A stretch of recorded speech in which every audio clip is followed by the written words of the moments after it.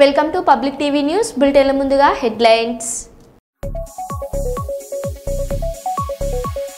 మత మార్పిడి అంశంపై కర్ణాటక సీఎం సిద్ధరామయ్య కీలక వ్యాఖ్యలు.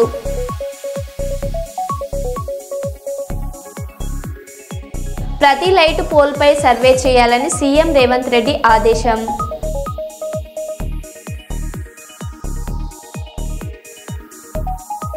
ఫిరాయింపు ఎమ్మెల్యేలపై జగదీష్ రెడ్డి ఘాటు వ్యాఖ్యలు.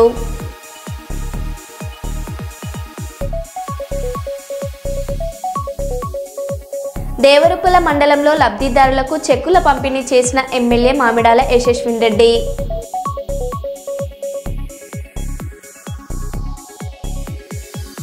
తెలంగాణ పబ్లిక్ సర్వీస్ కమిషన్ ఆఫీసును ముట్టడించిన తెలంగాణ జాగృతి నాయకులు, కార్యకర్తలు.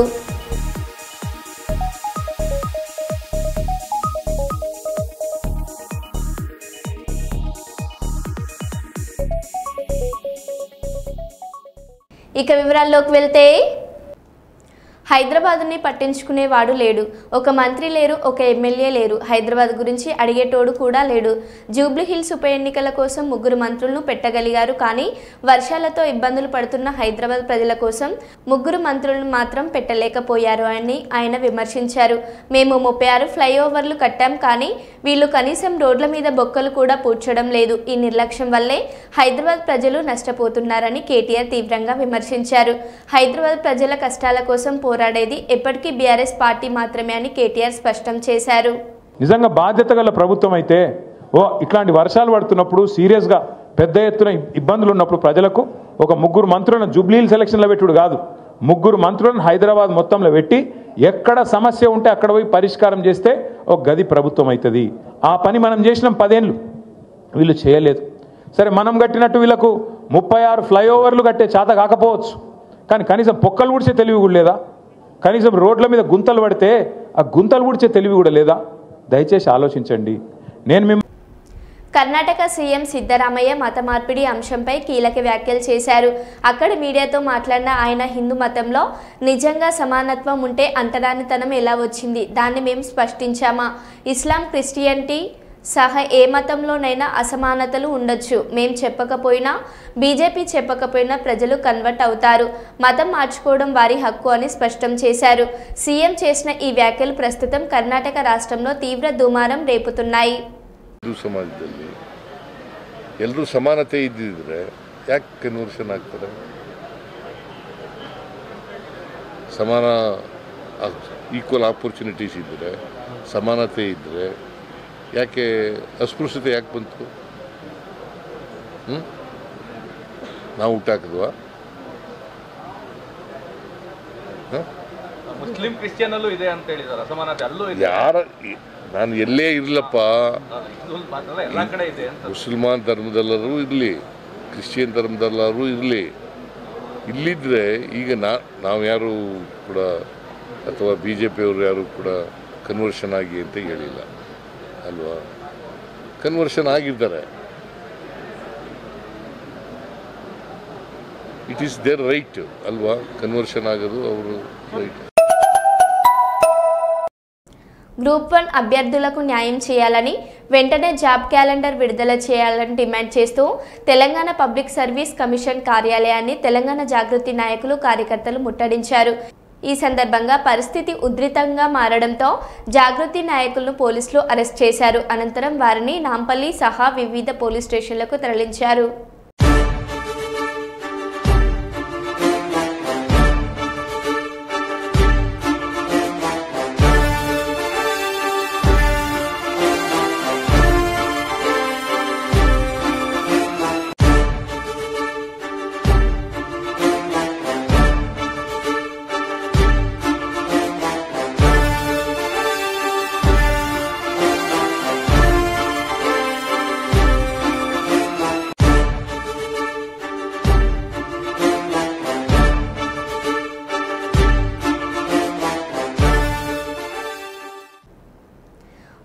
పట్టణంలో మండల కార్యవర్గ సమావేశం ఘనంగా జరిగింది. ఈ కార్యక్రమానికి కొడుమూరు అసెంబ్లీ ఇన్ఛార్జ్ గొందిపర్ల మాలతి ముఖ్య అతిథిగా హాజరయ్యారు.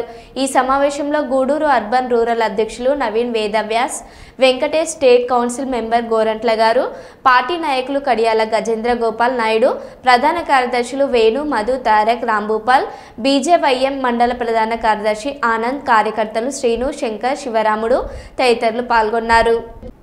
కర్నూలు జిల్లా కలెక్టరేట్ కార్యాలయంలో జర్నలిస్టులు హెల్త్ కార్డుల సమస్యలను పరిష్కరించడానికి సీనియర్ జర్నలిస్ట్ మిసాల రామస్వామి ఆధ్వర్యంలో సమావేశం జరిగింది. ఈ సమావేశంలో కర్నూలు ఆరోగ్యశ్రీ మేనేజర్ శ్రీధర్, మానవ హక్కుల commission association chairman Devarasetti Parameswaraiah, అలాగే జిల్లా ప్రింట్ ఎలక్ట్రానిక్ మీడియా జర్నలిస్టులు పాల్గొన్నారు.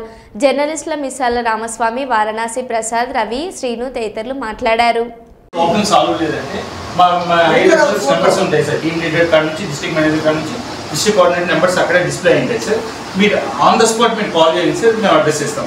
నేనంటే దాని మీద ఒక అవగాహన సదస్సు పెట్టుకొని కలెక్టర్ గారిని కానీ డీడీ గారిని కానీ పిలిపించుకొని ఒకసారి విలేకరుల సమావేశం ఏర్పాటు చేసుకొని మీరు ఈ విధంగా చెప్తే అందరికి ప్రైవేట్ హాస్పిటల్స్ కూడా చెప్పారు కదా వాటి ప్రాబ్లం గురించి ఆలోచించారు. సార్ ఇప్పుడు ఎన్టీఆర్ వైద్య స్కీమ్ కింద వర్కింగ్ జర్నలిస్ట్ హెల్త్ కార్డు ఉన్న వాళ్ళకి కూడా అప్లికబుల్ సార్. సో మీరు ఇప్పుడు మనం డిస్కషన్ చేసిన ప్రకారము మీరు చెప్పినట్టే ప్రతి ఒక్క హాస్పిటల్కి వర్కింగ్ జర్నలిస్ట్ వర్తిస్తుంది. Already everyone knows this sir. అది ఇన్ఫర్మేషన్ మళ్ళీ ఒకసారి స్ట్రెస్ చేసి చెప్తాము. సో నేను మీ సైడ్ నుంచి చెప్పడం ఏంటంటే మీరు హాస్పిటల్కి వెళ్ళినాక మిత్రాన్ని అప్రోచ్ అవ్వండి. అప్రోచ్ మీ కార్డు గురించి చెప్పండి. స్టిల్ ఫర్దర్ మీకు ఏదైనా ఒక ప్రాబ్లం వచ్చినా మాకు హైర్ అఫీషియల్స్ నెంబర్స్ అక్కడ డిస్ప్లే ఉంటే మీరు కాల్ చేస్తే ఇమీడియట్గా అడ్రస్ చేస్తాము. ఎమర్జెన్సీ అయినా కూడా మీరు ఏం టెన్షన్ పడాల్సిన పని లేదు. ఒకవేళ మీకు అక్కడ ఏదైనా డిస్టర్బెన్సీ ఫీల్ అయ్యి ఇబ్బంది ఫీల్ అయినా మాకు కాల్ చేస్తే మనకు జీతం పొందుతున్న వాళ్ళు కొంతమంది, కానీ 80% వాళ్ళు అడపదడప జీతాలతో పనిచేస్తూ వాళ్ళ కుటుంబాలను ఈగిస్తున్నారు. అయితే మాకు ఉండేది ఒకే 2 ఆప్షన్స్, ఒకటి హెల్త్ కార్డు, ఒకటి బస్ పాస్.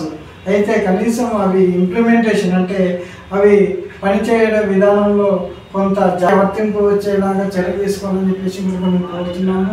ఖచ్చితంగా అన్ని ప్రైవేట్ హాస్పిటల్లో జర్నలిస్టులకు హెల్త్ కార్డు ఆధారంగా వైద్య సేవలు అందించగలరని మనస్ఫూర్తిగా కోరుకుంటూ మన మధ్యన మానవ హక్కుల కమిషన్ చైర్మన్ గారు దేవరశెట్టి పరమేశ్వర ఉన్నారు కనుక సార్ వారి సాయం తీసుకుని కనుక మనం వీటిపైన ముందు తీసుకెళ్తామని చెప్పేసి తెలియజేస్తున్నారు. Thank you sir. Thank you sir. Devarasetti Parameswaraiah, human rights commission chairman in Andhra Pradesh. ఈరోజు జర్నలిస్టుల యొక్క సమావేశం కార్యక్రమానికి నన్ను ఆహ్వానించినటువంటి మిత్రులు రామస్వామి గారికి, మిగతా సోదరులందరికీ కృతజ్ఞతాభివందనాలు తెలియజేస్తూ, ముఖ్యంగా ఈ భూమండలంలో ఎక్కడ ఏ చిన్న వార్త జరిగింది, ఇది జరిగింది అని అంటే మొత్తం భూమండలం అంతా వ్యాప్తి చేయగలిగినటువంటి సత్తా ఒక జర్నలిస్ట్కే ఉంది. జర్నలిస్ట్ లేని రోజున ఈ భూప్రపంచం అంతా కూడా స్తంభించిపోతుందని చెప్పవచ్చు. కాబట్టి ఈ సమాజానికి ఇటు ప్రభుత్వానికి వారధి జర్నలిస్ట్. జర్నలిస్ట్ యొక్క బాధ్యత ఎంత గొప్పది అంటే సమాజానికి నిరంతరం ఏ సేవలు చేయాలి, ఎలా చేయాలి, ఎప్పుడు ఏ విధంగా ప్రవర్తించాలి, గవర్నమెంట్ ఎలా నడుచుకోవాలి, ఎలా నడుచుకోకూడదు అనేది మార్గనిర్దేశకం చేసేటువంటి ఆలోచన జర్నలిస్టుల దగ్గర ఉంది. వీరి పాత్ర ఇంత అంత అని చెప్పకూడదు. అది కొలమానం లేనటువంటి సేవ. ఎంతోమంది జర్నలిస్టులను నేను చూశాను. కొన్ని వందల మంది జర్నలిస్టులతో పరిచయం. 5 ఏళ్ళు 10 ఏళ్ళు చేస్తే అక్రిడిటేషన్ కార్డు పొందాలి, అది ఉంటేనే మేము సేవ చేస్తామనేది కాదు. ప్రతి ఒక్కరికి మెంబర్షిప్ గుర్తింపు కార్డు పొందిన తర్వాత అతనికి హాస్పిటల్లో కానీ స్కూళ్ళల్లో కానీ తగినటువంటి తోడ్పాటు ఇచ్చి వారికి బస్సు పాసులు కల్పించి, అలాగే ఇప్పుడు ఆడవాళ్ళకల్లా స్త్రీలకు బస్సు పాసులు ఇచ్చారు. ఏ జర్నలిస్ట్కి ఇస్తే ఎంతమంది జర్నలిస్టులు రోజు ప్రయాణిస్తారు, ఏం పని పడలేదా వాళ్ళకి? ఒకరో ఇద్దరు వస్తున్నారు. వాళ్ళంటే మీరు అవకాశం ఇవ్వండి. అలాగే వారికి ఉండడానికి ఇల్లు లేని ఎంతమంది పేదవాళ్ళు ఉన్నారు జర్నలిస్టులు. వారికి ఎక్కడో మీరు ట్విట్ హౌస్లు అని చెప్పి ప్రకటిస్తున్నారు. ఆ ట్విట్ హౌస్లలో ఒక హౌస్ కేటాయించండి. ఒక జర్నలిస్టుకు 10 మంది జర్నలిస్టులు 10 ఇళ్ళు కేటాయించండి. ఏం మీ సొమ్మేమన్నా పోతుందా? గవర్నమెంట్ సొమ్మేమన్నా తరిగిపోతుందా అందులో? అని ప్రత్యేకించి నేను డిమాండ్ చేసి అడుగుతున్న ప్రభుత్వాన్ని. ఎందుకంటే మానవ హక్కుల సంఘం మేము ప్రతి ఒక్కరికి ఏ విధమైన ఇబ్బంది ఉన్నా మేము స్పందించే గుణం మాకుంది. కాబట్టి నేను అవసరమైతే సీఎం గారిని కూడా కలుస్తాను. నేను సీఎం ముందర కూడా ఈ యొక్క దృష్టికి తీసుకెళ్లడం జరుగుతుంది. లోకేష్ గారి దృష్టికి, డిప్యూటీ సీఎం పవన్ కళ్యాణ్ దృష్టికి కూడా తీసుకెళ్తాం. ఈ సమస్య పైన నేను నా సంపూర్ణమైనటువంటి సహాయ సహకారాలు జర్నలిస్టుల సంఘానికి ఉంటాయని చెప్పి ఈ యొక్క కార్యక్రమం ఇచ్చేసిన మీరందరికీ print media and electronic media వారికి హృదయపూర్వక ధన్యవాదాలు తెలియజేస్తూ వారికి శుభాకాంక్షలు తెలియజేస్తూ సెలవు తీసుకుంటాను. జై హింద్. పార్టీ ఫిరాయింపు ఎమ్మెల్యేలు కొన ఊపిరితో వెంటిలేటర్ మీద బ్రతకాలని ప్రయత్నిస్తున్నారని బీఆర్ఎస్ సీనియర్ నేత జగదీష్ రెడ్డి విమర్శించారు. అసెంబ్లీ మీడియా పాయింట్ వద్ద ఆయన మీడియాతో మాట్లాడారు. పోచారం శ్రీనివాసరెడ్డి గారు ఈ మధ్యన ఒక వారం 10 రోజుల క్రితం ఒక సమావేశంలో మాట్లాడుతున్న ఎమ్మెల్యే పోచారం శ్రీనివాసరెడ్డి స్థానిక సంస్థల ఎన్నికల్లో కాంగ్రెస్ పార్టీ జెండా ఎగరేద్దాం. ఇది కూడా తప్పేనా? మీడియాలు తప్ప? మొత్తం ఒక్కరంటే ఏదైనా పొరపాట్లు వినొచ్చు. ఎదురుగా మొత్తం మీడియా ప్రతినిధులు తప్పే విన్నారు, ప్రజలు తప్పే విన్నారు. ఆయన మాటలు ఏమైనా AI ద్వారా ఇట్లా మార్చి ఆయన బీఆర్ఎస్ పార్టీని గెలిపిద్దామంటే కాంగ్రెస్ పార్టీని గెలిపిద్దాం అన్నట్టుగా వచ్చేటట్టు చేశారు. ఎవరైనా మాయ చేసి ఓ దిక్కు లోకల్ గా ఉన్న కాంగ్రెస్ అభ్యర్థులు వీళ్ళ మీద ఓడిపోయిన వాళ్ళు దాడి చేస్తూనే ఉన్నారు. మా పార్టీలోకి వచ్చి మమ్మల్ని ఆశయం చేస్తున్నారు అని చెప్పి ఇంత స్పష్టమైన సాక్ష్యాలు ఉన్నాయి ఎదురుగా. అయినా బుకాయిస్తాం. ఓకే, మరి ముఖ్యమంత్రి గారిని వీరింటికి నా నియోజకవర్గంలో సమస్యలు ఉన్నాయని అంటే అయ్యో అట్లనే అన్న నేనే వస్తాను సమస్యలు తీరుస్తానికి అని చెప్పి వాళ్ళ ఇంటికి పోయిండట. ముఖ్యమంత్రి గారు పోయినాడు. వారు చెప్పిన సమాధానంలో, వారు ఆశించిన దాంట్లో వచ్చి చాలా తీవ్రమైన సమస్యలు ఉన్నాయి రైతాంగానికి, అవి నా దగ్గర పరిష్కారం ఉంది, నన్ను అడుక్కోపోదామని వచ్చిండు ముఖ్యమంత్రి పరిష్కారం అని చెప్పి రాసిండు దాంట్లో. మరి ముఖ్యమంత్రి ఒకే కానీ మరి గీనవరు రాహుల్ గాంధీ ఎందుకు కలిసిండు? ఏమనాలి దీన్ని? ఏమనుకోవాలి? ఇంత ఇదేంటిది? కాంగ్రెస్ పార్టీ ప్రచార రథం. ముఖ్యమంత్రి అంటే నీ ఇంటికి నీ నియోజకవర్గ సమస్యలు తీరుద్దామని చెప్పి వచ్చిండు. మరి ఇదేంది? ఇక్కడ ఎవరిది ఉండాలి? కేసీఆర్ది ఉండాలి కదా. నీకు కేసీఆర్ మీద నమ్మకం ఉంటే, బీఆర్ఎస్ పార్టీ పైన విశ్వాసం ఉంటే, కేసీఆర్ పైన నమ్మకం ఉంటే, ముఖ్యమంత్రి గారి కండువా కాంగ్రెస్ది కాదని అనుకుంటే నువ్వు ఏంది అన్నట్టు ఏం సమాధానం చెప్తారు దీనికి? బీఆర్ఎస్ కార్యకర్తలకు ఏం చెప్తారు? కాంగ్రెస్ కార్యకర్తలకు ఏం చెప్తారు? మీ నియోజకవర్గ ప్రజలకి ఏం చెప్తారు? సరే, స్పీకర్ కూడా ఏం తెలియదు అనుకుందాం, కాసేపటికి నువ్వు చెప్పింది నమ్ముతాను అనుకుందాం. మిగతా వాళ్ళు ఎట్లా నమ్మాలి? కోర్టులు ఎట్లా నమ్మాలి?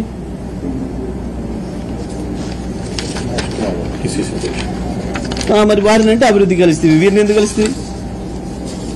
PCC ప్రెసిడెంట్ అయినాక మహేష్ కుమార్ గౌడ్ని కలిసి అభినందనలు చెప్పిన ముచ్చట. ఇది కృష్ణమోహన్ రెడ్డి, డాక్టర్ సంజయ్, సంజయ్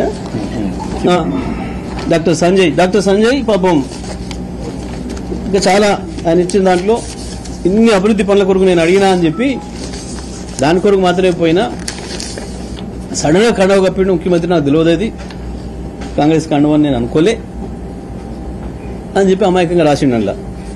మరి గిదేనిది? నవ తెలంగాణ పేపర్లో అడ్వర్టైజ్మెంట్ కదా. మరి వాళ్ళ ప్లేస్లో ఎవరు ఉన్నాయి? సోనియా గాంధీ, రాహుల్ గాంధీ, ఖర్గే, ప్రియాంక గాంధీ, ఇప్పుడు ఇన్ఛార్జ్ ఆమె పేరేంది, మీనాక్షి, భట్ విక్రమార్క, మహేష్ గౌడ్.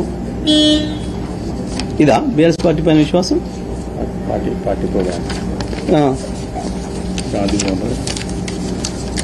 కాంగ్రెస్ పార్టీ కార్యక్రమంలో కారికి వచ్చిన కార్యక్రమంలో ఇదేం అభివృద్ధి? ఏ నియోజకవర్గ అభివృద్ధి పోయినట్టు? ఇక్కడ గాంధీ భవన్కి కాంగ్రెస్ పార్టీ మీటింగ్కి కారికి వచ్చిన మీటింగ్ అది. ఏమనాలి వీటిని? గాంధీ భవన్లో బహుశా ఇది మీరు గాంధీ భవన్ చూసిన మీకు ఐడియా ఉంటుంది ఇది ఈ ఫోటో ఎక్కడ దిగిందో. ఇవన్నీ సరే, ఇలా అందరు ఎట్లే ఉన్నాయి. ఇంత స్పష్టంగా అవకాశం ఇచ్చిన పార్టీకి గెలిపించిన ప్రజలకు ద్రోహం చేసి పార్టీ ఫిరాయించి మీ వ్యక్తిగత ప్రయోజనాల కొరకు నమ్ముకున్న వాళ్ళని నమ్ముకొని చెడ్డ పని చేసిందే గాక ఇంకా తప్పించుకుందామని దాంట్లో నుంచి ఏదో టెక్నికల్ అంశాలతో తప్పించుకుందామని ఎన్ని రోజులు వీలైతే అన్ని రోజులు వెంటిలేటర్ మీద కొనసాగుదామని ఒక ప్రయత్నం చేస్తున్నారు. Bellampalli area Goleti civic contract కార్మికులు గత 5 రోజులుగా 26 రోజుల పూర్తి పని దినాలు కల్పించాలని డిమాండ్ చేస్తూ ఆందోళన చేస్తున్నారు. అయితే ఏరియా జనరల్ మేనేజర్ ఇప్పటికీ సమస్యకై పట్టించుకోవడం లేదని వారు ఆరోపించారు. విధంగా ఆందోళన కార్యక్రమాలు చేస్తామని చెప్తున్నాం. ఇప్పటికైనా కూడా ఏరియా జనరల్ మేనేజర్ గారు ఎవరైతే ఉన్నారో అతను వెంటనే స్పందించి వీళ్ళ సమస్యలను పరిష్కరించి సీనియారిటీ ప్రకారం పాత కార్మికులందరికీ కూడా 26 మాస్టర్లు వచ్చే విధంగా ఈ యొక్క డ్యూటీలోకి తీసుకోవాలని మేము ఏఐటీసీ పరంగా డిమాండ్ చేస్తున్నాం. ఈ సమస్యను పరిష్కారం చేయాలని కోరుచున్నాం.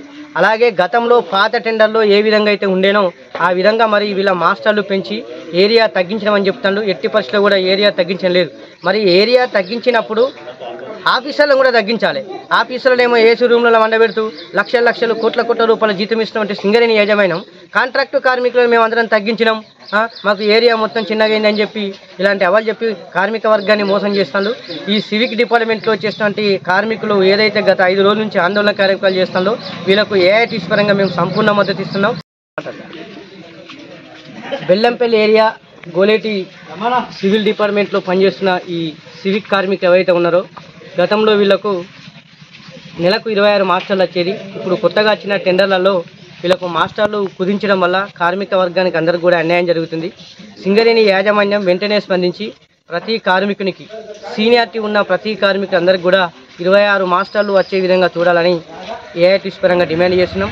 కార్మికులు గత 4-5 రోజుల నుంచి కూడా విధులు బహిష్కరించి ఆందోళన కార్యక్రమం చేస్తుంటే ఇక్కడ ఉన్నటువంటి ఏరియా జనరల్ మేనేజర్ గారు ఈ కార్మికుల్ని ఇటు కాంట్రాక్టర్ని పిలిచి సమస్యను పరీక్షించాల్సిన బాధ్యత అతనిపై ఉంది. కానీ అతడు కూడా ప్రేక్షక పాత్ర వహించడం వల్లనే ఈరోజు కార్మికులందరూ కూడా ఆందోళన కార్యక్రమాలు ఆందోళన చేస్తున్నారు.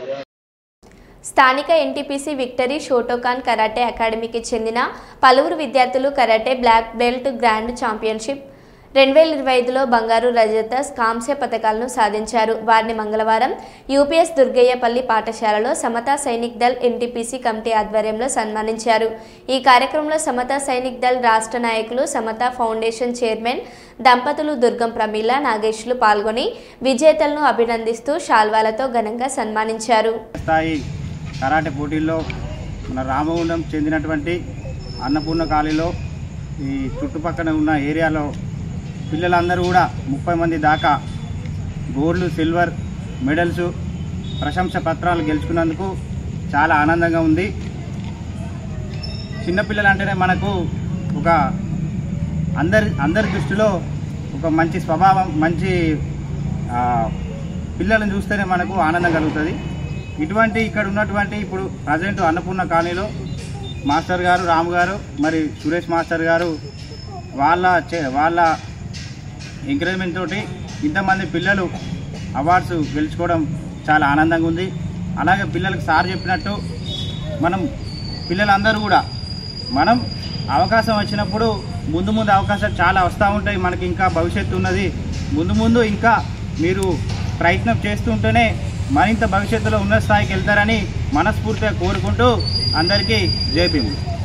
Thank you Yuvraj. అదేవిధంగా నిన్నటి ఛాంపియన్షిప్ విన్నరు మరి మల్లెపల్లి మంజునాథ్ కూడా 1 నిమిషం అట్లా పరిచయం చేసి అది నీకు పెద్ద ఇది తమ్ముడు. వీళ్ళందరికీ నువ్వు మార్గదర్శిని. నువ్వు అట్లా మాట్లాడుకుంటుంటే కాదు, నీ ఎక్స్పీరియన్స్ చెప్తాను సార్. న్యూస్లో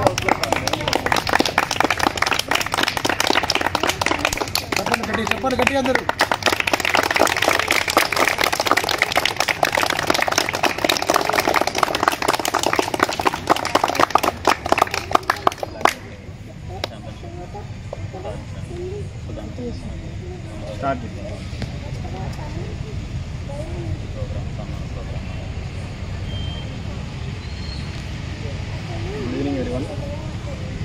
గుడ్ ఈవినింగ్. జరిగిన జాతీయ స్థాయి కరాటే పోటీలో బ్లాక్ బెల్ట్ ఛాంపియన్షిప్ని సాధించినందుకు సమతా సైనిక్ దళ నుంచి ఫెలిసిటేట్ చేయడానికి దుర్గం నాగేష్ గారు, ప్రమీల మేడం వస్తున్నందుకు చాలా థ్యాంక్స్. ఇలాగే ఎంకరేజ్ చేస్తూ ఉండాలని భావిస్తున్నా. Special thanks to master Ramu and Suresh master. Thank you so much.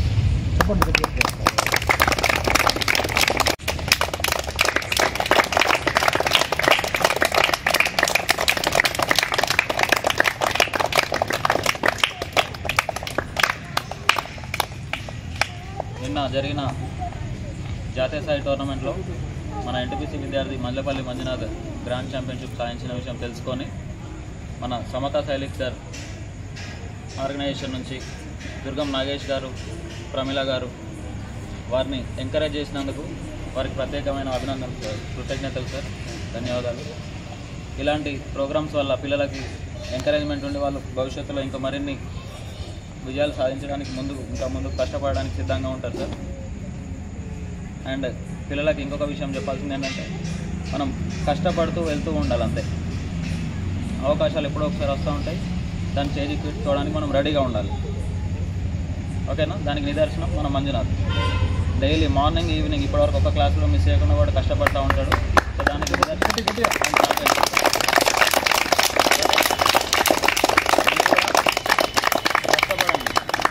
ఫలితం ఖచ్చితంగా ఉంటుంది. ఓకేనా? Thank you sir. ఏసీబీ అధికారులు గుండా అసిస్టెంట్ డివిజనల్ ఇంజనీర్ అంబేద్కర్ ఇంట్లో సోదా నిర్వహించారు. ఈ సోదా 2 కోట్ల నగదును సీజ్ చేసినట్లు వెల్లడించబడింది. అంతేకాకుండా ఇంట్లో భారీగా బంగారం కూడా స్వాధీనం చేసుకున్నారు. ప్రస్తుతం ఏసీబీ అధికారులు స్వాధీనం చేసుకున్న బంగారం విలువను లెక్కిస్తూ ఉన్నాయి.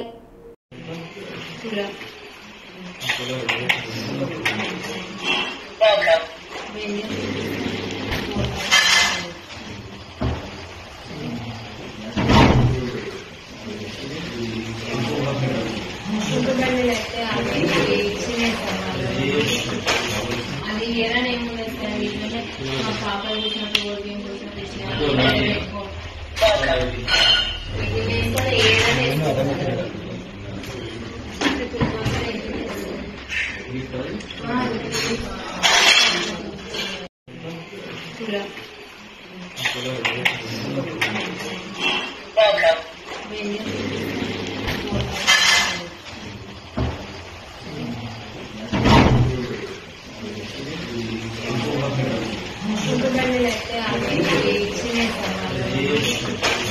అది ఏదైనా ఏముంది మా పాప చూసినట్టు ఓడియం చూసినట్టు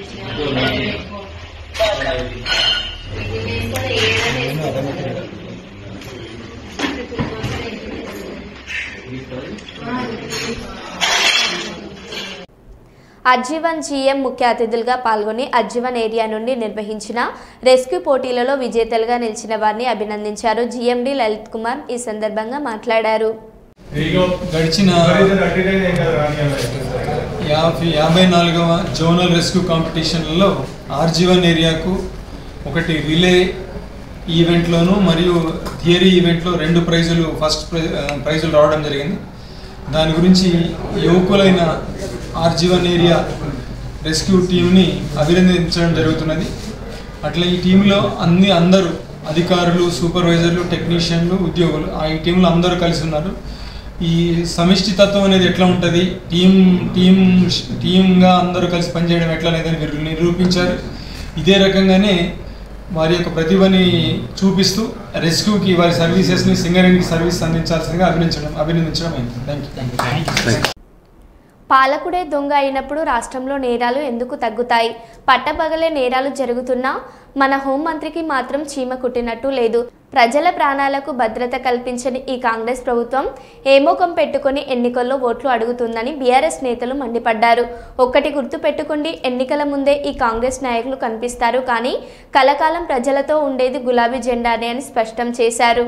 తుపాకులు పట్టుకొని ఆయనతో దోసుకొని పోయారు. చూసిరా టీవీలలో లేదా? ఇలా పట్టించుకుంటాడు లేడు హైదరాబాద్ లో. భయం లేదు, భక్తి లేదు. ఎందుకంటే వీళ్ళే దోసుకోవట్రు. దండుపాలెం బ్యాచ్ లెక్క వీళ్ళే మోపోయింది. ఇక వాళ్ళకు ఇంకోటి దొంగ ఎందుకు భయపడతారు? చిన్న దొంగ పెద్ద దొంగ. చిన్న దొంగలు పెద్ద దొంగకు భయపడతారా? అందుకే ఇవాళ డే లైట్ మర్డర్స్ అవుతుంది. క్రైమ్ రేట్ 41% పెరిగింది. సీసీ కెమెరాలు పనిచేస్తలేవు. ఆఖరికి గల్లీలో పెట్టిన లైట్లు పనిచేస్తలేవు, బుగ్గలు పనిచేస్తలేవు. కింద పొక్కలు పడితే పొక్కలు ఊడ్చేటోడు కూడా లేడు, పట్టించుకున్నోడు లేడు. వీళ్ళట జూబ్లీ హిల్స్ లో మాగంటి గోపీనాథ్ ఆశయాలు మేము కొనసాగిస్తాం, మేము ఇది చేస్తాం అది చేస్తాం అన్న చెప్పింది, సుధీరన్న చెప్పింది కరెక్ట్. రేపు తెల్లారి ఎలక్షన్ అయిపోయిన తెల్లారి నవంబర్ మాసం తర్వాత ఇవాళ మీ ఇండ్ల చుట్టూ తిరుగుతున్న ఈ కాంగ్రెస్ నాయకులు ఒక్కడంటే ఒక్కడు మళ్ళీ అడ్రస్ కూడా లేకుండా వారిపోతారు, ఫోన్ నంబర్లు కూడా మార్చుకుంటారు. ఇది జరగకపోతే నన్ను పట్టుకోవాలని చెప్పి నేను కోరుతా ఉన్నాను. ఒక్క మనిషి కూడా మళ్ళీ కనబడాడు. మళ్ళా చివరికి మిగిలేది గిదే గులాబీ కండువా, గిదే గులాబీ దండు, గిదే టీఆర్ఎస్ సైన్యం, కేసీఆర్ సైన్యం, కేసీఆర్ బలగం తప్ప ఎవరు కూడా మిగిలరు, కనబడరు. మరో బులెటిన్లో మళ్ళీ కలుద్దాం. Stay tune.